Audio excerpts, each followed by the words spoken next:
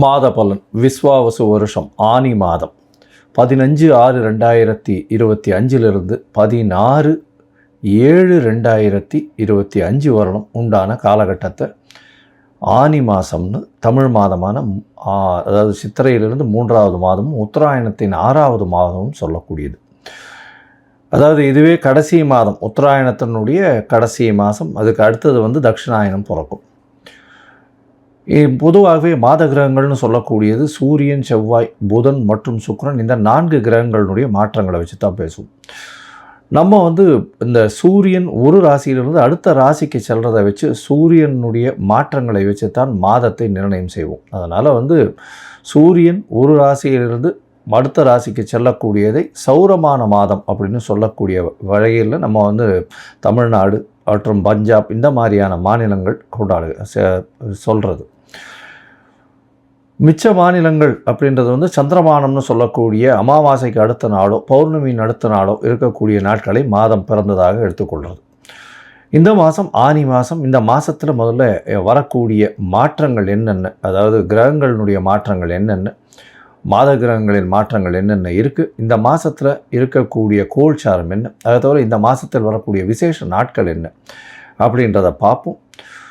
அதற்கு பிறகு ஒரு ராசியாக மேஷம் முதல் மீனம் வரை எப்படி இருக்குது அப்படின்றதையும் பார்க்கலாம். இந்த மாதத்தினுடைய கோல்சாரம் அப்படின்னு சொல்லும்பொழுது மேஷத்தில் சுக்கிரன் இருக்கார், மிதுனத்தில் 3 கிரகங்கள், அதாவது புதன், குரு மற்றும் சூரியன். ஏன்னா மிதுன மாதம் அப்படின்றதுனால சூரியனும் 3ஆம் இடத்துல இருக்கார். 5ஆம் இடம் அப்படின்னு சொல்லக்கூடியது அப்படின்னு பார்த்தோம்னா சிம்மம். சிம்மத்தில் 2 கிரகங்கள், அதாவது செவ்வாயும் கேதுவும் இருக்குது. அது தவிர பார்த்தோம்னா 11ஆம் இடம் அப்படின்னு சொல்லக்கூடிய கும்பத்தில் சனி மற்றும் ராகு, இந்த 2 கிரகங்கள். மொத்தமாக பார்த்தலையானால் இந்த மாதம் ராகு கேத்துக்குள்ளே எல்லா கிரகங்களும் அடைபட்டு இருக்கு. இது ஒரு விஷயத்தை நம்ம கூர்மையாக கவனிக்கணும். அதனால் நம்மளுடைய முயற்சிகள் எல்லாவற்றையும் வெளிநாட்டில் இருக்கக்கூடியவர்கள், அந்நிய சக்திகள் எடுத்துக்கொள்ளக்கூடிய வாய்ப்புகள் மிகவும் அதிகமாக இருக்கும். இந்த காலகட்டங்களில் போடுகிற முயற்சி நம்மளுக்கு பெரிய வெற்றியை தரக்கூடிய காலகட்டமாக அமையும். சரி, இந்த மாதத்தில் வரக்கூடிய மாற்றங்கள் என்னென்ன அப்படின்னு பார்த்தோம்னா, சூரியன் நான் ஏற்கனவே சொன்னேன் 15/6 அன்னைக்கு மிதுனத்துக்கு வந்துடுறார். அதனால தான் ஆனி மாதம் அப்படின்னு சொல்லக்கூடியது. அதற்கு பிறகு இந்த மாதத்தில் 22/6/2025 அன்னைக்கு புதன் மிதுனத்திலிருந்து கடகத்துக்கு போகிறார். அதாவது அவருடைய ராசியிலிருந்து கடகத்துக்கு போகிறார் ஒரே வாரத்திலே. அதற்கு பிறகு 29/6/2025, அதாவது ஒரு 15 நாளில் ஆனி மாதத்தில் சுக்கிரன் அவருடைய சொந்த வீட்டில் போய் ஆட்சிக்கு போகிறார். அதாவது மேஷத்திலிருந்து ரிஷபத்துக்கு போகிறார். இந்த 2 மாற்றங்கள் தான் இந்த மாதத்தினுடைய பெரிய மாற்றங்களாக இருக்குது. மிச்சப்படி எல்லாமே வருட கிரகங்கள் அதே இடத்துல இருக்குது, அதெல்லாம் ஒன்றும் பிரச்சனை இல்லை. அதை தவிர செவ்வாயும் மாற்றம் இந்த மாதம் இல்லை. சரி, இந்த மாதத்தில் பார்த்தேனால் என்னென்ன விசேஷங்கள் வருது அப்படின்னு பார்த்தோம்னா, ஆனி மாதம் அப்படின்னு எடுத்தோம்னாலே முதல்ல சொல்லக்கூடியது ஆனி திருமஞ்சனம் அப்படின்னு சொல்லக்கூடியது. ஏன்னா நடராஜருக்கு 6 முறை தான் ஒரு வருடத்திற்கு திருமஞ்சனம் பண்ணுறாங்க. அதில் ஆனி திருமஞ்சனம் மிகவும் விசேஷம். ஆனி உத்தரத்தன்னைக்கு பண்ணக்கூடியது. இந்த ஆனி உத்தரம் அப்படின்னு சொல்லக்கூடியது 1/7/2025 அன்னைக்கு வருது. அதை தவிர பார்த்தேனால் இந்த மாதத்தில் ஆனி கேட்டை ரங்கநாதருக்கு திருமஞ்சனம், அதாவது ஜேஷ்டாபிஷேகம்னு சொல்லக்கூடியது. இந்த ஆனி கேட்டை அப்படின்றது 8/7/2025 வருது. அதற்கு பிறகு பார்த்தேனால் இந்த மாதம் ஆனி மகம் மிகவும் விசேஷமான நாள். இப்போ இருக்கக்கூடிய அழகிய சிங்கர் 46வது பட்டத்தின் அழகிய சிங்கர் ரங்கநாத யதீந்திரர் அப்படின்றவர்.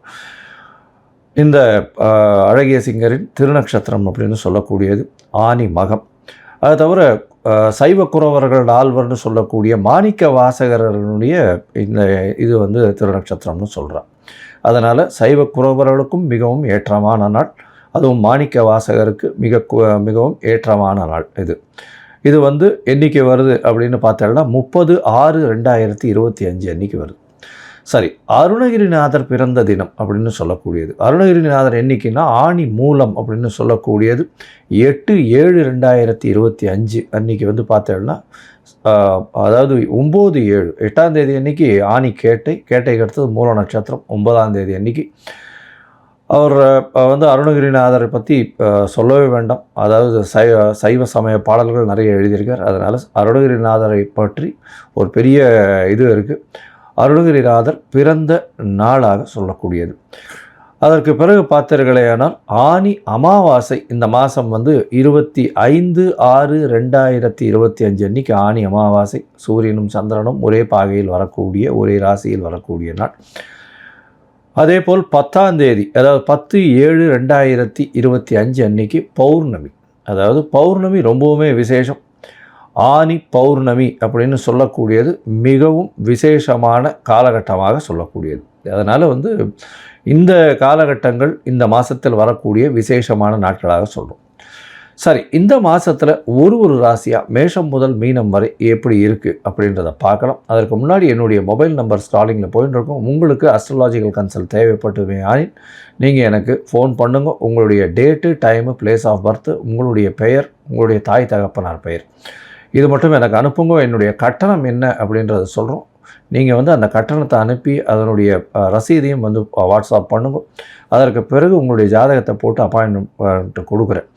நான் இதுவரையிலும் பார்த்தேனால் அதாவது நிறைய பேர் ஜாதகத்தில் அவளுடைய நட்சத்திரமே சந்தியில் இருக்குது. அதனால் நட்சத்திரமே தெரியாத அளவுக்கு இருக்கா. 50 வயசு 55 வயசுலாம் இருக்கிறவாள்லாம் பார்த்தேன்னா நட்சத்திர சந்தியில் அவள் என்ன ராசின்னே தெரியாமல் அர்ச்சனை பண்ணிட்டு இருக்கா. அதாவது மேஷராசி அப்படின்னு சொல்லி கிருத்திகை நட்சத்திரம்னு அர்ச்சனை பண்ணிட்டு இருப்பாள். ஆனால் ரிஷபராசி கிருத்திகை 2ஆம் பாதத்தில் இருப்பாள்.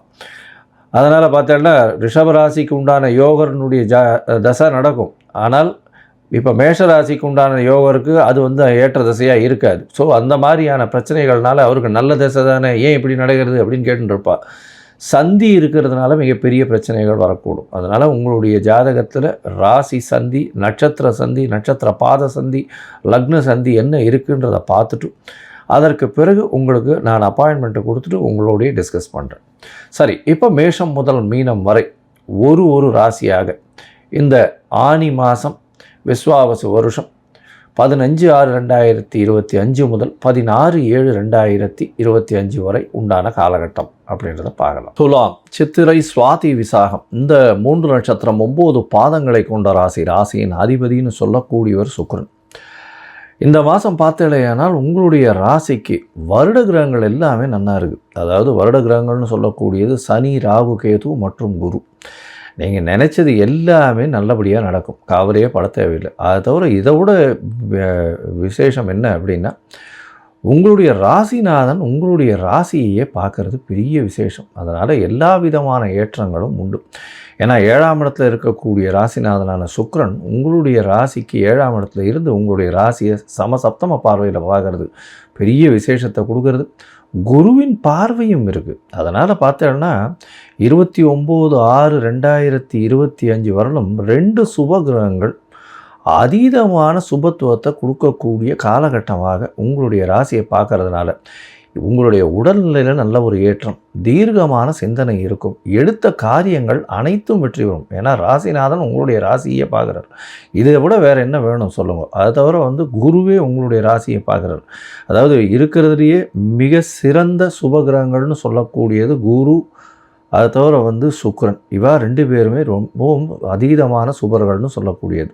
அதாவது வளர்பிறை சந்திரன், புதன் இவாளெல்லாம் சொன்னாலும் இந்த குருவும் சுக்கிரனும் தனித்தனியாக அவர்களுக்கென்று ஒரு அணியை வைத்து செயல்படக்கூடியவர்கள். அதனால் துலா ராசியின் அதிபதியான சுக்கிரன் உங்களுடைய ராசியை பார்க்கறதும், ராசிநாதனை குருவும் உங்களுடைய ராசியை பார்க்கறதும் அதீதமான ஏற்றம் கிடைக்கும். எடுத்த காரியங்கள் அனைத்திலும் வெற்றி, நீங்கள் நினைத்த காரியங்கள் நிச்சயமாக சித்தியடையக்கூடிய வாய்ப்புகள் உண்டு. 9ஆம் இடத்துல குரு இருக்கிறது வெளிநாடு போய் படிக்கக்கூடிய பாக்கியத்தை உங்களுக்கு நிச்சயமாக கொடுக்கும். அதை தவிர பார்த்தீங்களேனால் உங்களுடைய பாக்கியம் இந்த காலகட்டத்தில் உங்களுக்கு எது சேரணுமோ அது கண்டிப்பாக சேரும். தந்தையின் மூலியமாக அதீத லாபம் வரக்கூடிய வாய்ப்புகள் நிச்சயமாக உண்டு. ஏன்னா 9ஆம் இடத்துலையே சூரியன் போய் இருக்கார், குருவோடு சேர்ந்திருக்கார், 9ஆம் அதிபதியான புதனோடையும் சேர்ந்திருக்கார். 11ஆம் அதிபதி 11க்கு 11ன்னு சொல்லக்கூடிய இடத்துல போய் இருக்கிறதுனால உங்களுக்கு எல்லா விதமான ஏற்றங்களும் கிடைக்கக்கூடிய மாதமாக இந்த ஆனி மாதம் விஸ்வாவசு வருஷம் அமைய போகிறது. இந்த காலகட்டத்தில் பார்த்தீங்கன்னா பொதுவாகவே நாங்கள் அதாவது மாத கிரகங்கள்னு சொல்லக்கூடிய சூரியன், செவ்வாய், புதன் மற்றும் சுக்கிரன் இந்த 4 கிரகங்களினுடைய மாற்றங்களை வச்சு தான் மாதத்தினுடைய பலன்களை சொல்லுவோம். இந்த மாதத்தினுடைய பலன்களை சொல்லும்போது 9ஆம் இடத்துல ஆட்சி பெற்ற புதன் 9ஆம் அதிபதி அப்படின்னு சொல்லக்கூடியவர் குரு அது தவிர சூரியன் 9க்கு உண்டான காரகன் எல்லாமே சேர்ந்து 9ஆம் இடத்துல இருக்கிறது பெரிய விசேஷத்தை உங்களுக்கு கொடுக்க போகிறது. குருவின் பார்வை இருக்குது, புதனுடைய 9ஆம் அதிபதியும் போய் இருக்கிற பாக்கியங்கள் அபரிமிதமாக இருக்கும். எடுத்த காரியங்கள் எல்லாமே வெற்றி அடையும். உங்களுடைய ராசிக்கு 10ஆம் இடத்துக்கு புதன் ஒரே வாரத்தில் போகிறார். அதாவது 15ஆம் தேதி மாதம் பிறகுறது 22ஆம் தேதி அவர் மாறுறார். இந்த காலகட்டத்தில் பார்த்தலையானால் உங்களுக்கு 10ஆம் இடத்துல 9ஆம் அதிபதி 10ஆம் இடத்துல போய் இருக்கிறதுனால பொது காரியங்களில் ஈடுபடக்கூடிய வாய்ப்புகள், புதிய தொழில் அமையக்கூடிய வாய்ப்புகள் நிச்சயமாக உண்டு. இந்த காலகட்டத்தில் உங்களுடைய ராசிக்கு 5ஆம் இடத்தை குரு பார்க்குறார். 5ஆம் இடம்னு சொல்லக்கூடியது 5ஆம் அதிபதியும் இருக்கிறதுனால புத்திர பிராப்தி, குழந்தை பிராப்தி இல்லாதவர்களுக்கு, இவ்வளவு காலம் கல்யாணமாகி குழந்தை பிராப்தி இல்லாதவர்களுக்கு குழந்தை பிராப்தி ஏற்படக்கூடிய வாய்ப்புகள் நிச்சயமாக உண்டு. ஏன்னா 5ஆம் அதிபதி 5ஆம் இடத்துல இருக்கார், குருவினுடைய பார்வையும் இருக்குது, சுக்கிரன் உங்களுடைய ராசியையும் பார்க்குறார். இதுக்கு மேலே என்ன வேணும்? நல்ல ஒரு ஏற்றமான காலத்தை நீங்கள் அனுபவிக்க போகிறீங்க. 29/6/2025 அப்போ உங்களுடைய ராசிக்கு 8ஆம் இடத்துல சுக்கிரன் மறைகிறார். ராசிநாதன் உங்களுடைய ராசிக்கு 8ஆம் இடத்துல மறையிறது தப்பே கிடையாது. ஏன்னா உங்களுடைய இன்னொரு வீடான உங்களுடைய ராசிநாதனுடைய இன்னொரு வீட்டில் ஆட்சி பெற்று போகிறார். அதனால் மறைந்த இடத்திலிருந்து உங்களுக்கு செல்வாக்கு அதிகமாகும், ஆட்சி பெற்று போகக்கூடிய வாய்ப்புகள் மிகவும் அதிகமாக இருக்கக்கூடிய காலகட்டமாக அமையும். எடுத்த காரியங்கள் நிச்சயமாக நிறைவேறும். வீட்டை விட்டு நாட்டை விட்டு வெளியில் போகக்கூடிய வாய்ப்பு, படிக்கக்கூடிய குழந்தைகளுக்கு பெரிய ஏற்றம் கிடைக்கக்கூடிய காலகட்டமாக அமையும். முயற்சிகள் எல்லாமே வெற்றி பெறும். ஏன்னா உங்களுடைய ராசிக்கு 9ஆம் இடத்தில் இருக்கக்கூடிய குரு உங்களுடைய ராசிக்கு 3ஆம் இடத்தை பார்க்குறார். இந்த காலகட்டத்தில் முயற்சிகள் சில நாட்கள் தள்ளி வைப்பது நல்லது. அது சந்திராஷ்டம காலம்னு சொல்கிறோம். புதிய முயற்சி வேண்டாம், வெளியூர் வெளிவான பிரயாணம் வேண்டாம். அது 22/6/2025 24/6/2025 வரலும் உண்டான காலகட்டம். அதாவது 22 26 ஜூன் 2025 வரலும் உண்டான காலகட்டத்தில் புதிய முயற்சி வேண்டாம்னு சொல்கிறோம்.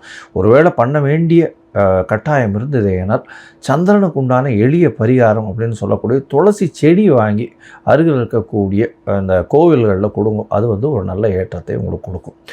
சரி, மொத்தத்தில் பார்க்கும்பொழுது இந்த துலா ராசிக்காரர்களுக்கு மிகவும் ஏற்றமான காலம். ராசிநாதனே ராசியை பார்க்குறதும் 9ஆம் இடத்திலிருந்து குரு பார்க்குறதும் உங்களுடைய உடல் நலத்தை நல்ல ஒரு ஏற்றத்தை கொடுக்கும். நினைத்த காரியங்கள் நினைத்த இடத்தில் நினைத்த நேரத்தில் நடக்கும். படிக்கக்கூடிய மாணவியர்களுக்கு நல்ல ஒரு ஏற்றத்தை கொடுக்கக்கூடிய காலகட்டமாக இருக்கும். வெளிநாடு வெளியூர் போய் படிக்கக்கூடிய பாக்கியத்தை கண்டிப்பாக கொடுக்கும். குழந்தை பிராப்தி ஏற்படக்கூடிய வாய்ப்புகள் நிச்சயமாக உண்டு. முயற்சிகள் எல்லாமே கைகூடக்கூடிய வாய்ப்புகள் உண்டு. தொழிலில் அபரிமிதமான ஏற்றமும் லாபமும் வரக்கூடிய வாய்ப்பு இருக்கும். கூட்டு தொழிலில் மிகுந்த வெற்றி இருக்கும். திருமண யோகம் நிச்சயமாக இருக்கும். ஏன்னா 7ஆம் இடத்துல சுக்கிரன் இருக்கும்போது கண்டிப்பாக திருமணத்தை செய்து வைக்கக்கூடிய வாய்ப்புகள் மிகவும் அதிகமாக இருக்கும். உங்களுடைய ராசிக்கு 11ஆம் இடத்துல 7ஆம் அதிபதி இருக்கிறதுனால கூட்டு தொழிலில் நிச்சயமான வெற்றி இருக்கக்கூடிய காலகட்டம். சந்திராஷ்டம காலம்னு சொல்லக்கூடிய 22/6/2025 24/6/2025 வரலும் புதிய முயற்சி, வெளிநாடு வெளியூர் பிரயாணம் வேண்டாம். பொறுமையாக இருக்கிறது ரொம்பவும் நல்லது. மொத்தத்தில் இந்த காலகட்டம் நல்ல ஒரு ஏற்றம். நீங்கள் அருகில் இருக்கக்கூடிய இந்த லக்ஷ்மி நரசிம்மரை போய் வழிபட்டுட்டு வர்றதும், அவருக்கு ஒரு துளசி மாலை போட்டுட்டு வர்றதும் நல்ல ஒரு ஏற்றமும் மாற்றமும் உங்கள் வாழ்வில் நிச்சயமாக வரும்.